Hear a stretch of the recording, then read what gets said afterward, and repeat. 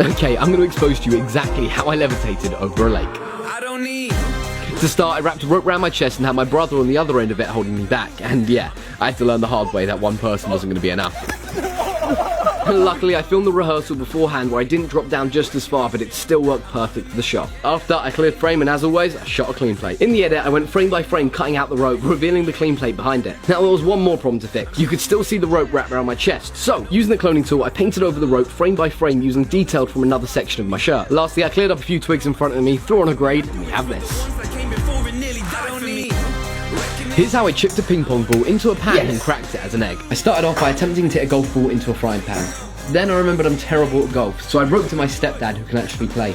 After he landed the shot, I stood in the same place as him, swung the club and reacted as if I'd hit the ball. Then I took the first layer of my stepdad hitting the ball in and went frame by frame cutting out just the ball. I lined it up with a shot of me swinging at nothing, and just like that, I looked like a pro golfer. Now I need to make the egg splat in the pan, so I shot a layer of the egg landing in the pan exactly where the ball did. Then I simply cut around the egg as it smashed into the pan. Lastly, I lined up the egg splat just as the ball lands and voila.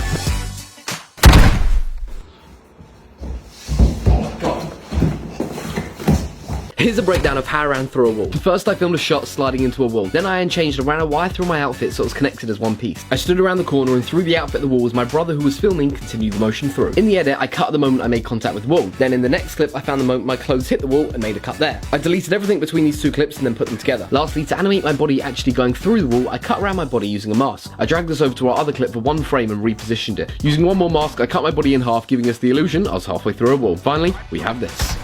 Here's a breakdown of how I jumped through a moving cart and grabbed the camera from the window. First I filmed a shot majestically jumping in the air into nothing. Then I got my mum who was driving to simply drive past the camera. Next I filmed a shot where I was now inside the car and just before passing the camera, leaned out the window as if I was trying to grab it. Lastly, I brought the camera in the car with me, leaned out the window, and as I was passing my stepdad who was filming, reacted as if I'd just snatched the camera from him. In the edit, I went frame by frame, masking around my body in the shadow as I ran towards the car. I lined the cutout of myself up with the car layer, so as I jump, my body looks like it's jumped through the car. I made a mask that cut around the wind mirror and halfway through my body as it made connection with the car. This gives us the illusion I've gone straight through the door. Next, I took the shot of my mum driving the car alone and masked out the windscreen. I tracked this layer on top of the main car shot where you can see me in the passenger seat. Now I was inside the car, I needed to make it look like I grabbed the camera. I cut our main shot at the point I felt my hand was in line with the camera. Then I cut in the next shot from inside the car at the point I passed my stepdad. All I had to do to make the cut seamless was duplicate my hand, freeze frame it, mask it out, and then animate its scale and position so it looks like my hand was directly reaching for the camera. And then when we put all of this together, we have this.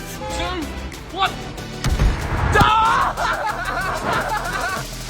Here's a breakdown of how my fist broke off my arm and bounced across the table. First, I filmed the video lip-syncing the song, and on the beat where I knew my hand was going to disconnect, I moved my eye line along as if I was looking at a bouncing fist. Yes, my fist is still there at this point. Then, on the mark where my fist landed, I filmed another layer of my fist bouncing across the table. I spent a few hours going frame by frame, cutting out the hand and then placing it on top of the other layer. Lastly, I needed to get rid of the real fist still connected to my hand, so I shot one last video of my sleeve smacking the table in the same place my fist landed. I cut this layer out, dropped it on top of the final shot, and there you have it.